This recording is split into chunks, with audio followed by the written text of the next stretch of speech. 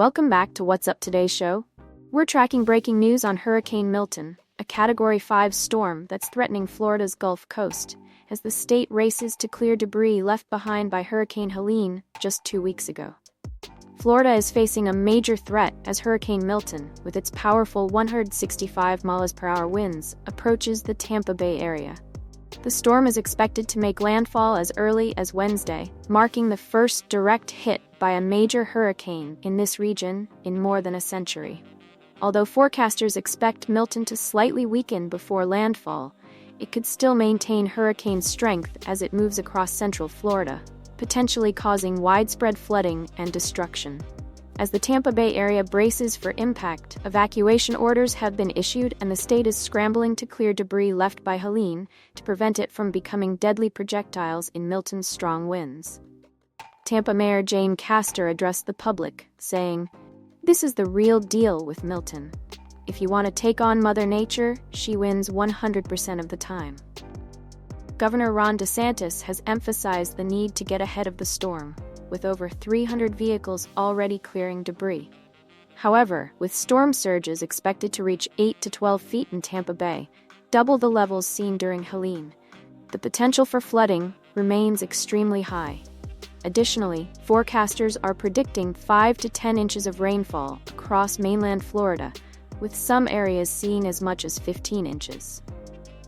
With a population of over 3.3 million people in the Tampa Bay area alone, this is shaping up to be a potentially devastating event. Evacuations are already in progress, and as Hillsborough County orders evacuations of mobile and manufactured homes, President Joe Biden has declared a state of emergency for Florida.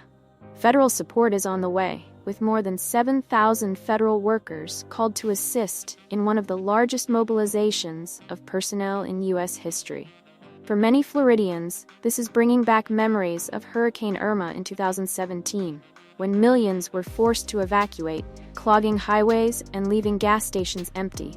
As residents scramble to leave, gas shortages are already being reported in parts of Fort Myers and Tampa. Meanwhile, officials are continuing to bring in fuel, with hundreds of thousands of gallons of gasoline and diesel on the way. But not everyone is choosing to evacuate. Candace Briggs, a Tampa Bay resident, described the emotional toll of back-to-back hurricanes. Her family's home was flooded by Helene, and just as they began recovering, they are forced to evacuate once again. "Most of the tears I've cried have been out of exhaustion or gratitude," Briggs said. "But I am overwhelmed and exhausted." Others, like Tanya Marunchak in Bel Air Beach, are still undecided about whether to leave. Despite losing all their cars, furniture, and their entire first floor to Helene, they remain uncertain about Milton's impact. Tanya wants to leave, but her husband believes their 3-story home can withstand the storm. As Florida prepares, Mexico is also bracing for impacts from Milton. On the Yucatan Peninsula, evacuation ferries have been taking tourists and residents off low-lying islands, including Holbox, which may be one of the closest areas to Milton before it heads toward Florida. But why has Hurricane Milton intensified so quickly?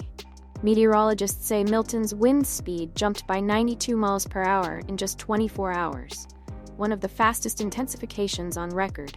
This is partly due to the unusually warm waters in the Gulf of Mexico, creating the perfect fuel for the storm.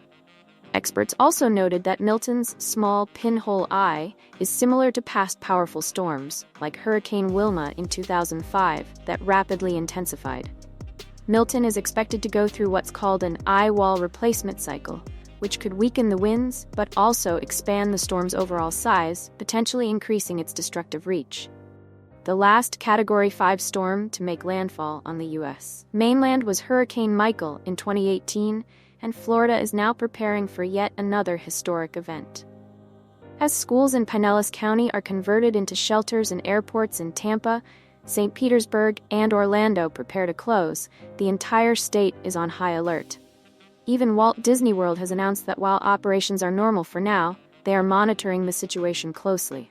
Meanwhile, in Mexico's Yucatan state, all non-essential activities have been canceled, and officials are organizing buses to evacuate coastal residents. With Hurricane Milton and the ongoing recovery from Helene, Florida hasn't seen this level of storm activity since 2004, when 5 storms hit the state, within 6 weeks. Central Florida is again under threat, and the next few days will be critical. Stay tuned to What's Up Today show for all the latest updates on Hurricane Milton, evacuation orders, and how to stay safe. Don't forget to subscribe and hit the notification bell so you never miss an update on this and other breaking news.